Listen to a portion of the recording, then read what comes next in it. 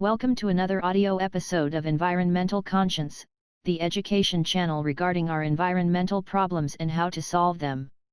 If you want to get notified when new audio lessons are published, please click the subscribe button.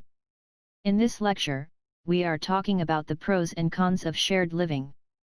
You can also find the related article to the lecture in the video description if you want to study this topic in more detail. Shared living has become increasingly popular over the past decade. Since rents are rising in many metropolitan areas, people have to find cost-efficient alternatives instead of living on their own. Apart from the many other advantages of shared living, there are also many downsides to this concept. In this article, the pros and cons of shared living are examined. Advantages of flat sharing or house sharing. Shared living can save you money on rent. One important advantage of shared living is that you can save plenty of money on rent. In many big cities, rents have significantly increased over the past years and will likely continue to do so in the future. Therefore, many people simply can no longer afford living alone.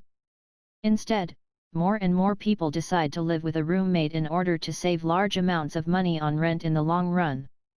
Hence, if rents will continue to increase in the future, shared living will likely become even more popular in the future since many people will no longer be able to financially afford living on their own. Money savings on utility costs. If you live in a shared flat or a shared house, you can not only save money on rent, you can also save part of the utility costs since you will share a living space and some other facilities, and therefore, the fraction of the utility bill you will have to pay will be lower compared to a state where you live alone.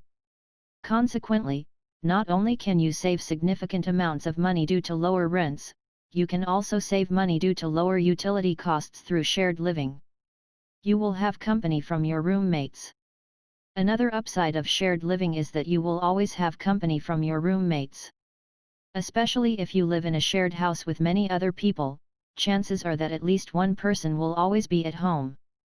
Hence, if you are a person who really loves to have company and wants to talk to people on a regular basis, chances are that shared living arrangements will be the way to go for you. You can make good friends over time. Some of your roommates will also become really good friends in the future. Especially if you live together for many years, you will develop a deep connection with each other. Over time, you will talk about many different topics, eat together, watch the same movies and so on. All those experiences will lead to a state where you don't want to miss your roommates, and even after you finally live on your own, chances are that you will still stay in contact and spend plenty of time together. You can learn from your roommates through shared living arrangements. Shared living not only provides you with company, it also gives you a great opportunity to learn from each other. We are all different and have our own strengths and weaknesses. Hence, if you live together with people who have different characteristics, you will be able to learn many different skills over time. For instance, time will come when your washing machine or other devices break down. In such a case, you may not know what to do. However, one of your roommates likely will, and you can watch how he or she will solve the problem. In turn, chances are that you will be able to solve this problem in the future on your own instead of having to rely on other people. Therefore, if you are eager to learn and to progress, shared living can give you the opportunity to really learn additional skills, which can be quite beneficial for you in various parts of your future life. Can be especially beneficial for students. Shared living is also quite popular among students. Students are often on a budget and do not have too much money to spend on rent. Moreover, students also often love company and want to spend their time with other people as often as possible. Thus, especially for students, those shared living arrangements can make quite a lot of sense and are a good alternative to dorm life. You can throw nice parties. Another benefit of shared living is that you can also throw nice parties with your roommates, and you can also invite many new people to your party.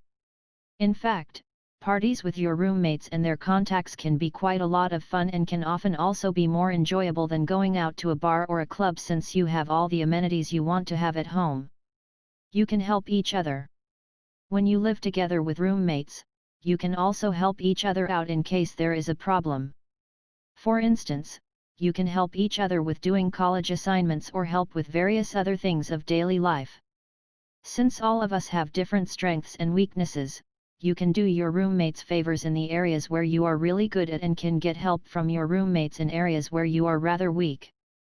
In turn, everyone can profit from the knowledge of each other and life can become much easier. Good for people who can't be alone. Especially if you are an extrovert and want to connect and to talk to people all the time, shared living will also be the way to go for you.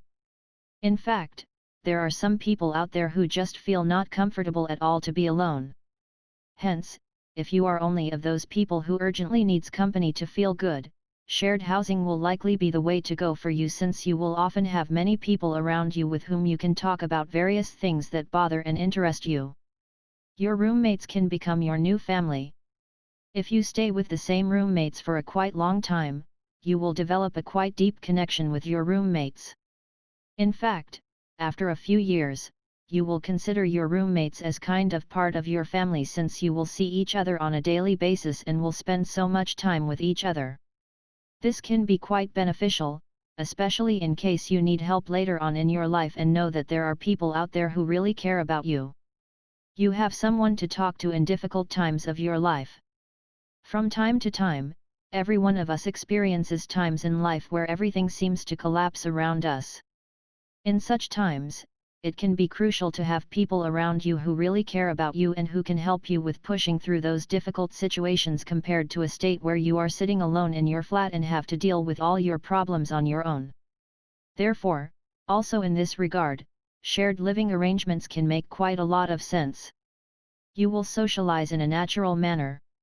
Another chance of shared living is that you will be able to socialize in a natural manner all day long. You don't even have to go out to a bar or a club. You will have people around you all the time when you are at your shared house or your shared flat. Thus, you will always have the chance to interact with other people, and since humans are rather social creatures, this can help you to stay mentally stable and healthy in the long run. Disadvantages of having a roommate. You may not like your roommates. Apart from the many important benefits of shared living, there are still some issues related to this concept. For instance, one problem with shared living is that you may simply not like your roommates. People are different, and if you don't share some common core values, it will be quite difficult to live together in the long run and conflicts may occur sooner or later. Therefore, if you decide for shared living, make sure that you carefully select your roommates in order to avoid any unpleasant consequences in this regard. Your roommates may be quite noisy. Quite often, you will also have roommates who will be rather noisy, and this can significantly lower your overall quality of life in the long run. Especially if you live in a shared house with many other people, chances are that there will be at least one person who thinks that he or she doesn't have to care about noise at all. This can be quite annoying, especially if you want to prepare for an exam and the noise level at your shared house will be quite high. In turn, you will not be able to focus properly, and chances are that your exam results will be rather poor. Hygiene can be a problem. Some of your roommates may also not care about hygiene too much.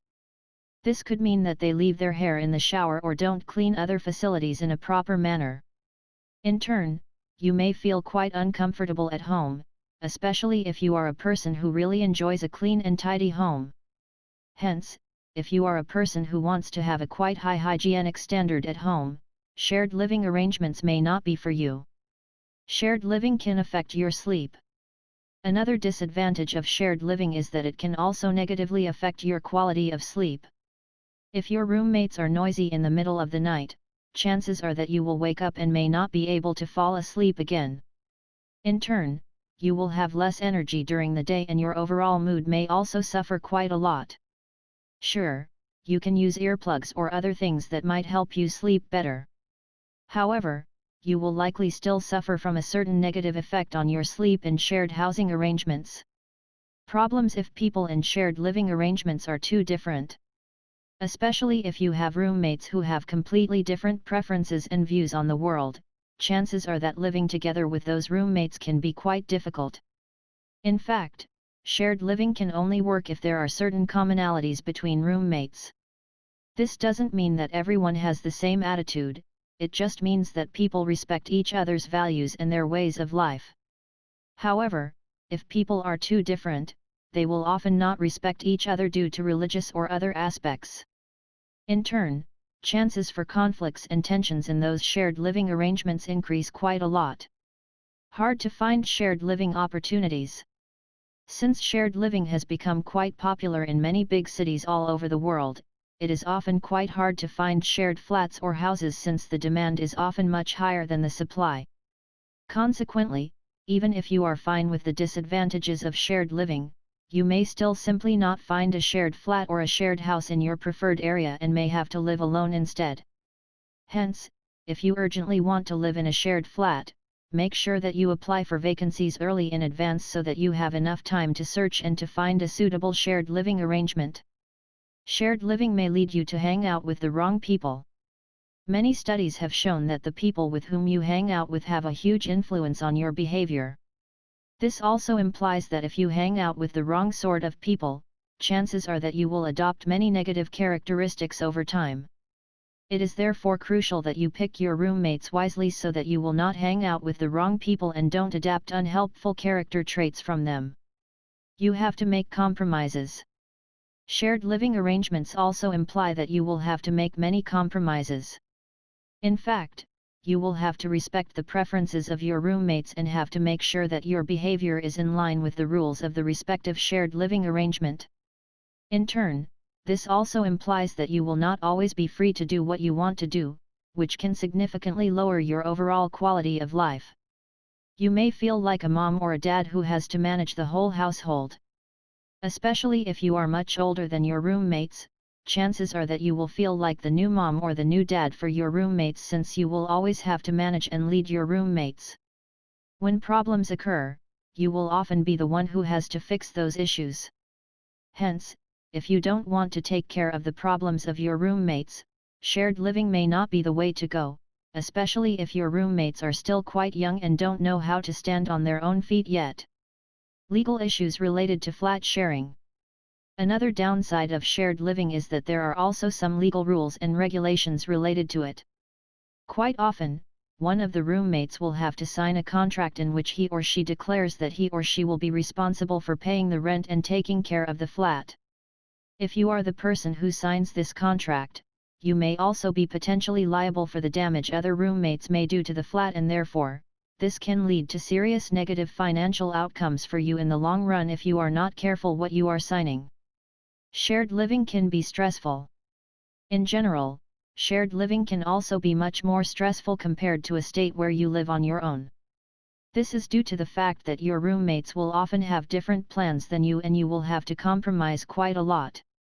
Moreover, you will also have to help your roommates from time to time, which can be rather stressful, especially in times where you have enough going on in your own life and don't have too much time to solve the problems of others.